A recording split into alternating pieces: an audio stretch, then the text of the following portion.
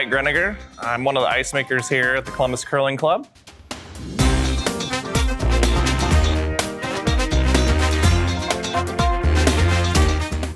For making the ice, it's really important for all of us on the ice crew as well to be consistent in what we're doing, making sure that we're in sync about all the preparation that we're doing, whether it's pebbling, scraping, everything that goes into the details of making the curling ice. So we start making the ice usually at the end of August to prepare for the curling season that begins in October. And then that's when we really get in here and start almost on a daily basis working to put down water underneath the sheet as we see it now. It's a sand base currently, and we have to get that sand wet and then frozen. And then from there we build up layers of water. Then we start putting down paint and then laying the logos and the lines. And that whole process takes roughly a month. So it's a large team effort.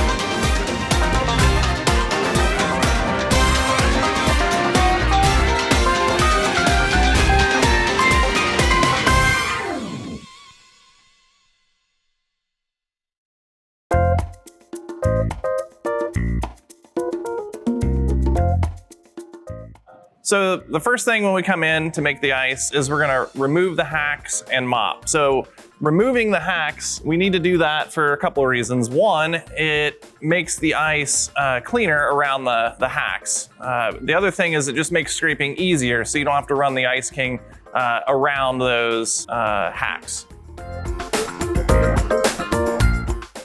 We need to mop before we scrape, and the reason for that is to make sure that any debris that's out on the ice has been removed before we scrape. The cleaner we can make the ice, the better the curling ice will be.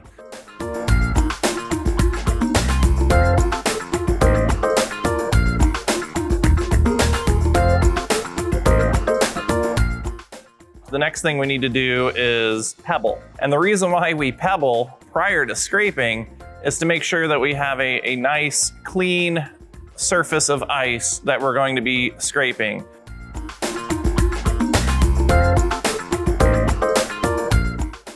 So we're gonna pebble the sheet with hot water using the can that has the red cap on it, and that will be a 60-second pebble for all 3 sheets. Pebbling technique, it really is somewhat of an art. So your arm swing, we want to make sure that it's actually slightly lower than flat, so it's tilted away from you slightly. You're going to be swinging your arm from side to side, and it's going to be, a very smooth motion, not a whipping motion quickly left and right. It should just be a nice pendulum swing, like a grandfather clock type back and forth motion. It will be a fairly rapid motion for most pebbling. Make sure you do approximately 150 strokes in a 60-second pebble. So when we're pebbling, we are walking so that our right foot is actually over top of the center line. And that makes sure that we're not over to one side or the other. And this is for a right-handed pebbler. The reason why we're doing that is to make sure that the pebble is uniform and centered over the center line.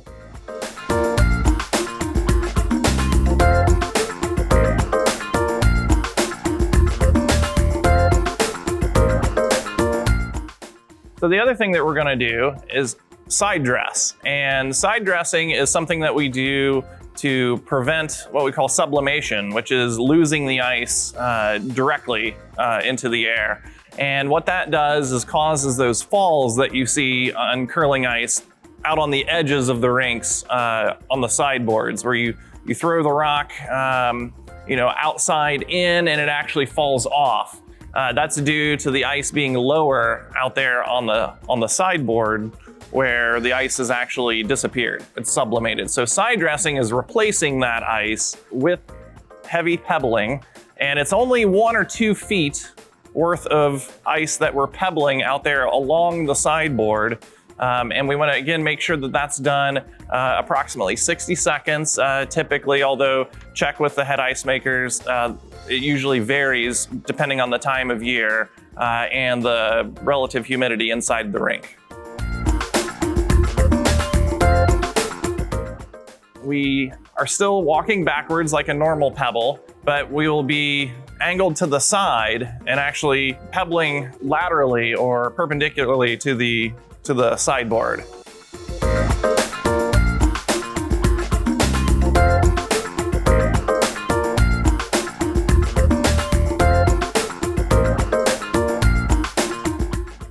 All right, so now we're ready to scrape.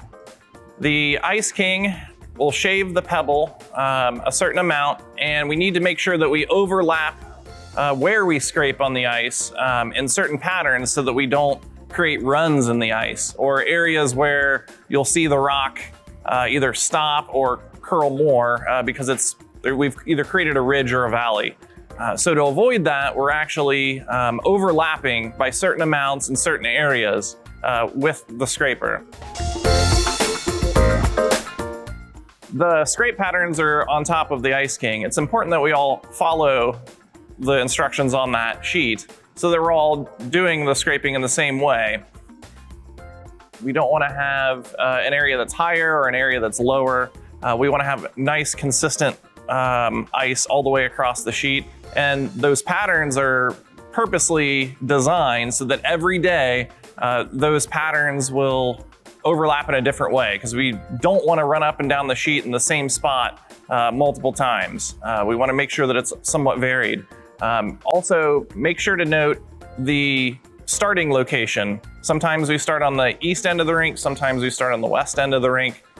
Really pay attention to what it says on that sheet, where to start, and if there are any questions at all, be sure to talk to the head ice makers.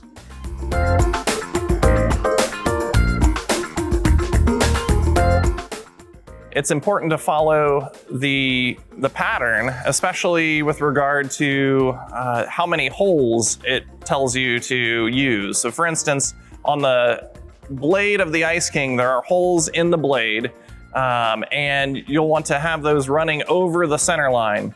And if it's a 3.5 hole, that means 3.5 holes from the outside edge of the blade is where you're going to run that blade over the center line. And then if it's a 4 hole, you're using the 4th hole as your guide over that center line. And that'll happen on each of those angled passes that you'll see on the sheet.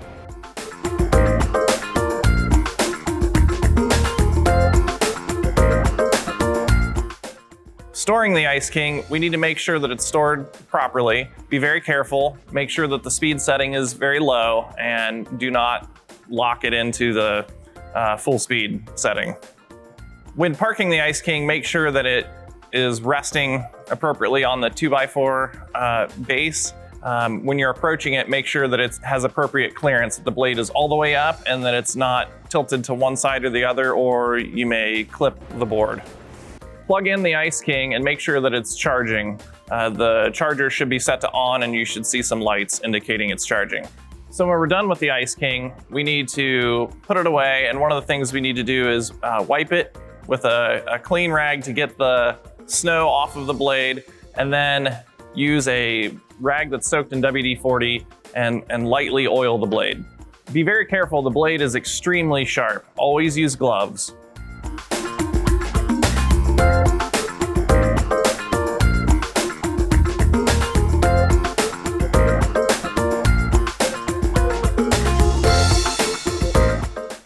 So one little trick that we've learned is to push the snow that we've created with the Ice King around the ice after we've scraped. That'll make the ice just a little keener, a little faster, maybe a 1/10 or 2 faster. It's really an optional activity. It does take a little extra time, but it does make for some faster ice. Be careful, it can leave a little bit of dusty ice residue behind, which can make the ice slippery. So be sure to sweep that off with the broom and with the mop. Sometimes you have to do an extra mop after pushing the snow around.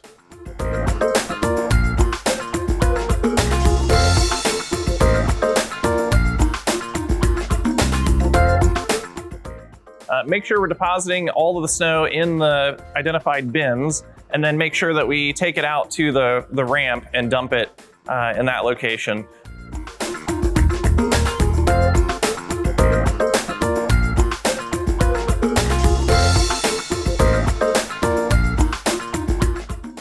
So after we've pushed the snow around, we're going to squeegee and then mop. The squeegee will help push a large amount of the snow and debris off of the ice.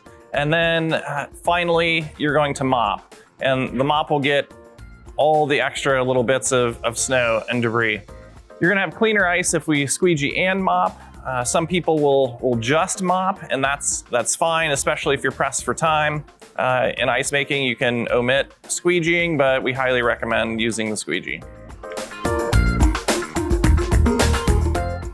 So it's important that we clean the mops as well. So brush off all the debris and make sure that it ends up in the trash cans. It's important that we have clean mops so that we're not just pushing dirt around out here on the rink. When cleaning the mops, hold the mops over the trash can and brush the debris directly into the can. Then switch the sides and do it again.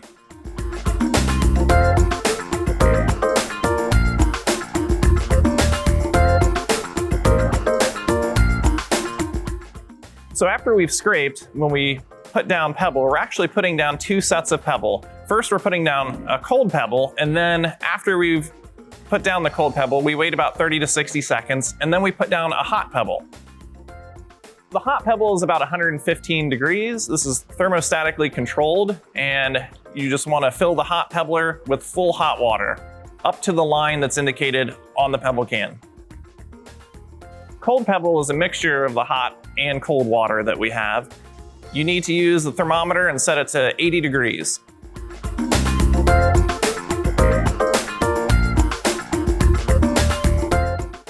So for each of these cold and hot pebbles, we're going to be taking about 30 seconds from back line to back line. And we want to make sure that we're doing approximately 80 strokes. Remember to keep your elbow in. This really helps us to get a nice uniform pattern and make sure that you get as far left and as far right as you need to go. Make sure that you're getting just over the outside edges with your pebble. Just a few inches. We don't want it to be 1 or 2 feet over the edges, because this could create a hump on the edges, on the divider between the sheets. Also, you don't want to have too narrow of a pebble. The pebble won't reach the outside edges and it'll create falls. It's absolutely critical that as many of us pebble in the exact same way every single time. One of the last things that we'll do is reinstall the hacks. What we'll need to do is clean out the hack holes because some snow will have accumulated in them. You can use a vacuum cleaner or a screwdriver or a drill bit to really get some of the stuck snow loose, and then that vacuum will be able to pull it right out. Place the hacks back down into the holes.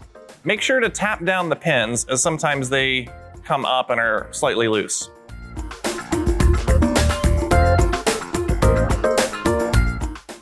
Put the hacks back in after pebbling. I would recommend not putting the hacks in until you've already pebbled. It can create a hazard as people are walking backwards. And for consistency, when doing a scrape and then pebbling after the scrape, if you're gonna take the hacks out, leave them out until you're done pebbling so that nobody trips on them. When pebbling in between games, make sure to put the hack covers on the hacks. Also, be very careful as you're walking backwards pebbling as you come behind the back line. Be sure to step around those hacks. With the nipper, we're going to be running it down each side. So the pattern is side, side, middle. Don't nip behind the back lines. And the reason for that is we're trying to keep as much pebble on the slide path as possible. So as we're coming out of the hack, we're actually wearing down that pebble that's between the hack and then down that center line. So the less that we're nipping there, the more pebble remains for the slide.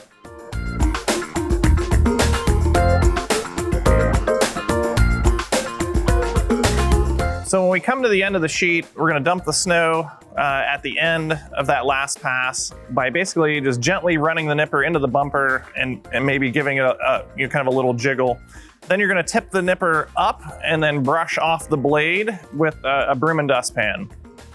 And then when you're all done, take off the mop and clean off the mop just like you would the big mops. You can slide the nipper down the ice perpendicular to the normal direction to get it back to the storage area. Make sure that you've cleaned the blade and the mop. It's very important that we keep all that debris and snow off of the blades. The blades are stainless steel, so no need to apply any WD-40. The blade gets dull on the Ice King with use, so it's important that we hone it periodically to keep it as sharp as possible. It's honed weekly, ideally. The honing stone must be flat against the blade. Hone until there is no audible evidence of the stone dragging. Wipe off the blade when done. In general, only the top surface of the blade is honed. When curling is done for the day, make sure that someone on the ice crew is assigned to place the Ice King and the nipper on the ice. Make sure that it's someone who has been trained on how to operate the Ice King and move it onto the ice.